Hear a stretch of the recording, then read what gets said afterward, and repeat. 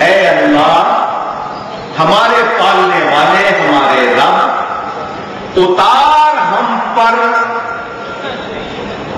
پر نازل فرما اتار، کہاں سے؟ من السماء، بلندی سے، اونچائی سے. کیا؟ مائدۃ من السماء، بلندی آسمان اونچائی سے ہم پر مائدہ اتار. آپ سب سے کہلواؤں گا کیا اتار؟ مائدہ عربی کا لفظ ہے، اردو میں آسان ترجمہ پکے پکائے کھانوں کا دسترخوان. ایسا دسترخوان جس پر پکے پکائے کھانے موجود ہوں. کہاں سے اتار؟ سمبن، اونچائی بلندی سے اتار. تکون لنا، تاکہ وہ ہو جائے ہمارے لیے. کیا ہو جائے؟ عیدن، یہ عید کا لفظ قرآن میں آیا. ہمارے لیے وہ ہو جائے عید. کیا ہو جائے؟ عید. صرف ہمارے لیے نہیں، لِأَوَّلِنَا وَآخِرِنَا، ہمارے پچھلوں کے لیے بھی، ہمارے بعد والوں کے لیے بھی. جو ہم سے پہلے ہوئے، اول ہوئے، وہ بھی جو بعد میں ہوں گے ان کے لیے بھی. توجہ، حضرت عیسیٰ علیہ السلام اللہ کے نبی ہیں، بڑی شان والے رسول ہیں. قرآن میں ان کا بیان ہے کہ وہ بنی اسرائیل کی طرف رسول بن کر آئے. وَرَسُولًا إِلَىٰ بَنِي اسرائیل، یہ کہتے ہوئے تشریف لائے کہ میں اے بنی اسرائیل تمہاری طرف اللہ کا رسول بن کر آیا ہوں. وہ کر رہے ہیں دعا. اللہ ان کی دعا کو بیان فرما رہا ہے قرآن میں کہ حضرت عیسیٰ علیہ السلام نے یہ دعا کی کہ اے اللہ آسمان سے ہم پر اتار مائدہ، تاکہ وہ ہمارے لیے عید ہو جائے اور ہمارے اگلوں پچھلوں کے لیے عید ہو جائے. اگر یہاں سے مراد مائدہ لیا جائے کہ مائدہ عید ہو جائے تو پھر اگلے پچھلوں کے لیے کیسے ہوگا؟ کیونکہ اس کا تو نزول بند ہو گیا. تو پھر بعد والوں کے لیے کیسے؟ تو ماننا پڑے گا کہ اس سے مراد وہ دن ہے جس دن میں مائدہ اترے، وہ دن ہمارے لیے بھی اور ہمارے پہلوں اور بعد والوں کے لیے بھی عید کا دن ہو جائے. تو قرآن سے پتہ چلا کہ جس دن نعمت نازل ہو اس دن کو عید بنانے کے لیے نبی دعا کر رہا ہے، اللہ کا رسول دعا کر رہا ہے. تو قرآن سے پتہ چل گیا کہ جس دن نعمت نازل ہو وہ دن عید کا دن ہوتا ہے. تو اب آپ سب اپنے ایمان سے گواہی دیجئے کہ مائدہ بڑی نعمت ہے، پکے پکائے کھانوں کا دسترخوان بڑی نعمت ہے. کیا اللہ کا حبیب بڑی نعمت ہے کہ جس کے صدقے سب کچھ بنا. آپ کا ایمان گواہی دے گا کہ اللہ کے حبیب پاک صلی اللہ علیہ وسلم سب سے بڑی نعمت ہے. اگر وہ نہ ہوتے تو حضرت عیسیٰ بھی نہ ہوتے، وہ دعا بھی نہ کرتے، مائدہ بھی نہ اترتا. تو جس دن پکے پکائے کھانوں کا دسترخوان اترا، جب اس دن کے عید ہونے کا بیان قرآن میں ہے تو ماننا پڑے گا جس دن اس کائنات کی جان آئے وہ دن صرف عید کا دن نہیں، سب سے بڑی عید کا دن ہے. اور مسلمان کو اس میں کوئی شبہ نہیں. جس کو شبہ ہے وہ اپنے ایمان کی فکر کرے. ایمان والے کو کلام اللہ میں کوئی شبہ نہیں. توجہ، جب ہم نے یہ جان لیا کہ حضور صلی اللہ علیہ وسلم کی ولادت کا دن خوشیوں میں سب سے بڑی خوشی ہے، کوئی شبہ نہیں. کیوں کہ اللہ خود فرماتا ہے لولا لما خلقت الافلاک، اے محبوب اگر تم نہ ہوتے، تمہیں نہ میں بناتا تو میں آسمانوں کو پیدا نہ کرتا. حدیث قدسی اللہ کا فرمان قرآن میں تو نہیں، نبی پاک صلی اللہ علیہ وسلم کی زبان سے ہمیں ملا. فرمان اللہ کا زبان پیارے علیہ وسلم کی.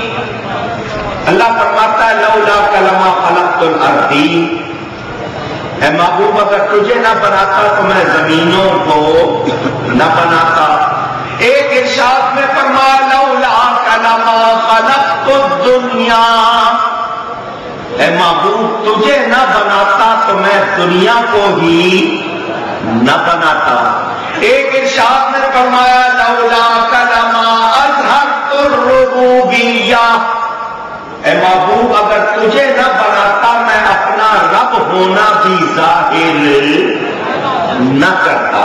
ان ارشادات سے واضح ہو گیا کہ خود اللہ تعالیٰ یہ فرما رہا ہے کہ اگر نبی پاک صلی اللہ علیہ وسلم کو پیدا نہ کرتا اللہ تو نہ آسمان ہوتے، نہ زمینیں ہوتی، نہ دنیا ہوتی، بلکہ رب رب ہو کر بھی ظاہر نہ ہوتا. کسی کو شبہ ہے؟ نہیں. تو اب مان لیجئے کہ نبی پاک صلی اللہ علیہ وسلم اس کائنات کی اصل ہے، بنیاد ہے، فاؤنڈیشن ہے. اگر وہ نہ ہوتے تو یہ کائنات نہ ہوتی. یہاں ایک سوال کسی کے ذہن میں آئے تو جواب دیتا چلوں. اللہ کو کسی کی حاجت نہیں. یاد رہے اللہ تعالیٰ کو کسی کی حاجت نہیں. اللہ کسی کا کسی طرح بھی محتاج نہیں. نبی پاک صلی اللہ علیہ وسلم اللہ کے حبیب ہیں، اللہ کی مخلوق ہیں، اللہ کے بندے ہیں، اللہ کے رسول ہیں اور اللہ کی بارگاہ میں سب سے زیادہ عزت والے ہیں، سب سے زیادہ شان والے ہیں. یہ شان، یہ مرتبہ، یہ عظمت ان کو اللہ نے عطا کی ہے. ہمیں حاجت ہے نبی پاک کی، اللہ کو کسی کی حاجت ذرا اونچی نہیں. جب ہم یہ مان رہے ہیں کہ اللہ کو حاجت نہیں تو پھر سوال یہ پیدا ہوتا ہے کہ اللہ نے نبی ولی بنائے کیوں؟ اللہ کو تو حاجت نہیں، ضرورت نہیں، وہ محتاج نہیں، تو اس نے نبی ولی بنائے کیوں ہے؟ تو ماننا پڑے گا کہ اللہ کو حاجت نہیں، مگر اللہ کو جاننے، اللہ کو پہچاننے اور اللہ کی نعمتیں پانے اور اس کی بارگاہ سے فیض حاصل کرنے کے لیے مجھے اور آپ کو نبیوں ولیوں کی ضرورت ہے. اللہ کو ضرورت نہیں، ہمیں ضرورت ذرا اونچی ہے. میں اور آپ اللہ تعالیٰ کو دیکھ سکتے نہیں، ہماری آنکھوں میں اتنی طاقت نہیں. اللہ کی آواز ہم سن سکتے ذرا اونچی نہیں. اللہ جسم جسمانیات سے، مکان مکانیات سے پاک ہے. صرف سمجھنے کے لیے بات کر رہا ہوں. ہمیں اللہ کا کوئی پتہ ٹھکانہ معلوم، اس کا کوئی مکان نہیں ہے، یاد رکھنا. یہ صرف سمجھنے کے لیے بات کر رہا ہوں، آپ کو سمجھانے کے لیے. اللہ ان لفظوں سے بھی پاک ہے. میں اور آپ اللہ کا فیض چاہتے ہیں، اس کا نور چاہتے ہیں، اس کی بارگاہ سے ہدایت چاہتے ہیں. ہمیں رزق کی ضرورت، ہمیں رزق چاہیے. ان سب چیزوں کی ہمیں ضرورت. ہمیں اللہ کی رحمت بھی چاہیے، ہمیں اس کی رحمت بھی چاہیے، اس کا نور بھی چاہیے، اس کی رضا بھی چاہیے، اس کی تعلیمات بھی چاہیے. تو ہمیں کہاں سے ملیں گی؟ ہم تو اللہ تعالیٰ کو ذاتی طور پر خود سے جانتے نہیں. تو جب اللہ کو ہم جانتے نہیں، خود سے پھر پہچانتے نہیں، تو کیسے پائیں؟ کہاں جائیں؟ اللہ تعالیٰ نے مخلوق کو پیدا کیا اور مخلوق کو اللہ نے اپنا نور بھی دینا تھا، ہدایت بھی دینی تھی، رحمت بھی دینی تھی. مخلوق کمزور ہے، اللہ بڑا قوی ہے. اللہ نے مخلوق کو اپنا فیض دینے کے لیے اپنے حبیب کریم صلی اللہ علیہ وسلم کو اپنے اور مخلوق کے درمیان ذریعہ بنا دیا. ذریعہ اور وسیلہ ہے. اس کو میں سمجھانے کے لیے پھر وہی مثال دوں، سب کی سمجھ میں آ جائے. بتائیے روٹی کو کون سی چیز پکاتی ہے؟ آگ. کون سی چیز پکاتی ہے؟ ایک آواز میرے کان میں پڑی، کسی نے آٹا کہا، تو اسے کہو کہ آٹے سے پھر روٹی پکا لے۔ روٹی وہ کون سی چیز پکاتی ہے؟ آگ۔ آپ روٹی کا پیڑا بنائیں، آپ کو ہاتھوں سے اس کو پھیلانا آئے یا بیلر سے پھیلا کے آپ آگ پہ ڈال دیں، روٹی پک جائے گی؟ جواب دیجئے۔ ابھی تو آپ نے کہا تھا تو آگ پکاتی ہے، اور اب آپ کہتے ہیں نہیں پکے گی۔ قائم کیوں نہیں رہتے اپنی بات کو؟ آپ سب نے ابھی کہا کہ آگ پکاتی ہے، اب آپ کہہ رہے ہیں نہیں پکے گی، کیوں؟ کہ آپ سب کو معلوم ہے آٹا کمزور ہے، آگ میں طاقت زیادہ ہے، تو وہ آٹے کو کیا کرے گی؟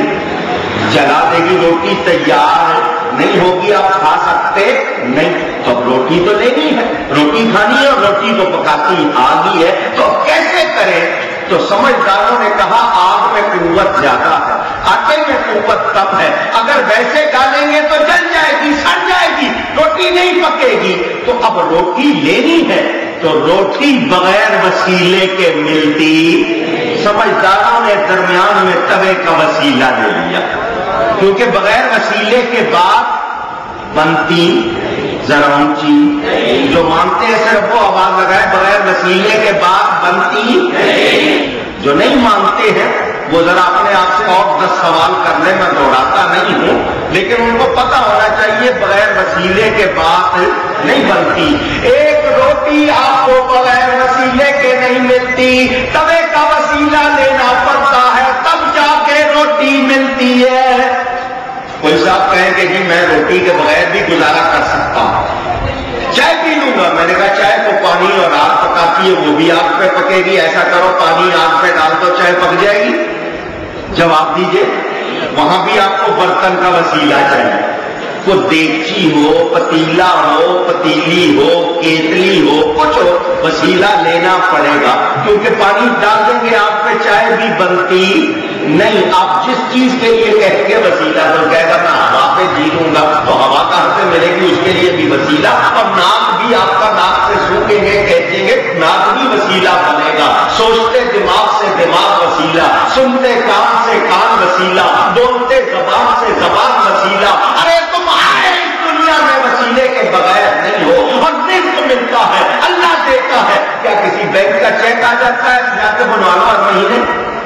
وہ بھی آپ کے لیے بیج بوتے ہیں، پانی ڈالتے ہیں، فصل اگتی ہے، اس کو کٹائی کرتے ہیں، چھٹائی کرتے ہیں، پھر جناب پسائی ہوتی ہے۔ میں نے حیات الحیوان کتاب علامہ ضمیری کی، اس میں یہ بات پڑھی 360 ورکر کام کرتے ہیں تب روٹی تیار ہوتی ہے۔ 360، اسی لیے حکم دیا روٹی کی عزت کرو، اس کی بے قدری نہ کرو۔ 360 کتنے فرشتے بارشوں پہ مقرر، کتنے زمین پہ مقرر، کتنے اس کی حفاظت پہ مقرر، پھر اس کے بعد کتنے اور انسان ہیں جو خدمت کرتے ہیں، تب جا کے روٹی تیار ہوتی ہے۔ تو روٹی آپ کی بنیادی ضرورت، وہ بھی بغیر وسیلے کے ملتی نہیں۔ تو اے انسان ذرا سوچ کہ جب تجھے روٹی بغیر وسیلے کے نہیں ملتی تو خدا بغیر وسیلے کے کیسے مل جائے گا؟ سوچنے کی بات ہے۔ تو ہم جان لیں کہ ہمیں روٹی بغیر وسیلے کے نہیں ملتی۔ اب ذرا ایک محبت کی بات سنیں توجہ سے۔ اس توے کے 2 رخ ہیں، اس توے کے کتنے رخ ہیں؟ ایک روٹی کی طرف اور ایک آگ کی طرف۔ ایک طرف سے فیض لے رہا ہے، دوسری طرف فیض دے رہا ہے۔ اگر اس کا ایک رخ ہی ہو تو پھر بھی بات بنتی نہیں۔ تو 2 رخ ہیں، ایک طرف سے آگ کی گرمی لے رہا ہے، دوسری طرف دے رہا ہے، بلا تشبیہ وداؤٹ اینی ریزمبلنس۔ بات صرف سمجھنے اور سمجھانے کے لیے ہے۔ اب آپ نے جان لیا کہ روٹی بغیر وسیلے کے نہیں ملتی، تو آپ جانتے ہیں آگ قوی ہے، آٹا کمزور ہے، تو جب ایک طرف قوی ہو ایک طرف کمزور ہو تو وسیلے کی ضرورت پڑتی ہے۔ یہ تو دنیا کی چیزوں کی مثال، اللہ جیسا کوئی قوی نہیں، مخلوق جیسا کوئی کمزور نہیں اس کے سامنے۔ ہم نے بھی فیض لینا تھا، اللہ بہت قوی ہے، ہم بہت کمزور ہیں، فیض کیسے پائے؟ اللہ نے بھی نبی کو وسیلہ بنا دیا۔ اب نبی کے بھی 2 رخ ہیں، ایک اللہ کی طرف ہے، ایک مخلوق کی طرف ہے۔ ارے رب سے فیض لیتے ہیں، مخلوق کو فیض دیتے ہیں۔ اللہ